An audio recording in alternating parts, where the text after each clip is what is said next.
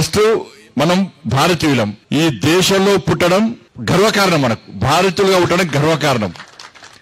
దానిలో హిందువుగా పుట్టడం పూర్వజన్మ సుకృతం. మనకు కులం కోసం పనిచేయడం తప్పలేదు, కానీ కులం కోసం మాత్రమే పనిచేయద్దు.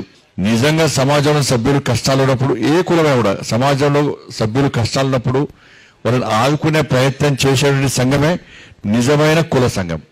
నా లక్ష్యం వల్ల ఒకటే, నాకు మంత్రి పదవులు ముఖ్యం కాదు, ఎంపీలు ముఖ్యం కాదు, రాజకీయాలు ముఖ్యం కాదు. నేను హిందువుగా ఉండబట్టి హిందూ ధర్మం కోసం మాత్రమే పనిచేస్తా.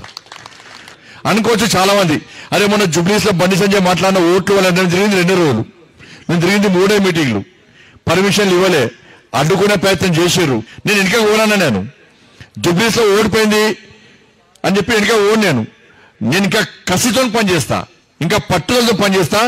ఈ తెలంగాణ రాష్ట్రంలో ఇవాళ ఈ కాపు సంఘం యొక్క వేదికగా మాట్లాడుతున్నాను నేను. నా లక్ష్యం ఒకటే, ఈ తెలంగాణ రాష్ట్రంలో 80% నుండి హిందువులను ఓటు బ్యాంక్ గా మార్చడమే లక్ష్యం. ప్రతి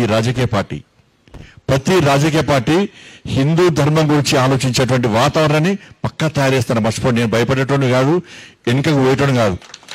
12% ఓట్ల కోసం రాజకీయ పార్టీలు అన్ని పోయి వాళ్ళకు జోక్తుందో, ఇవాళ తెలంగాణ రాష్ట్రంలో ప్రతి ఒక్క రాజకీయ పార్టీ హిందువుల కోసం మాత్రమే పనిచేసే విధంగా. అట్లా అని చెప్పి నేను ముస్లిం సమాజాన్ని కించపరచలేను, ముస్లింల మనోబలాన్ని కించపరచలేను, క్రైస్తవుల మనోబలం కించపరచలేను, ఇతర మతాలను కించపరచకన్నా ధర్మం గురించి మాత్రం గొప్ప చెప్పుకుంటాను. దానిలో వెనుకలు పోయలేదు. దాని ధర్మానికి ఆపదొస్తే కష్టమొస్తే పక్కా హిందువుగా గర్జిస్తా, గాంధిస్తా, రోడ్డు మీద కొట్లాడతా.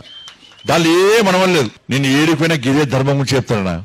నా గురించి వేరే ఆశించదు, నేను ఈ ధర్మం కోసం మాత్రమే పనిచేస్తాను. కాబట్టి మిమ్మల్ని నా దారిలోకి తెచ్చుకునే ప్రయత్నం చేస్తే తప్ప నేను మీ దారిలోకి రాను. ఈ తెలంగాణ రాష్ట్రంలో కానీ ఆంధ్ర రాష్ట్రంలో కానీ ఇలా పవన్ కళ్యాణ్ గారు సనాతన ధర్మం కోసం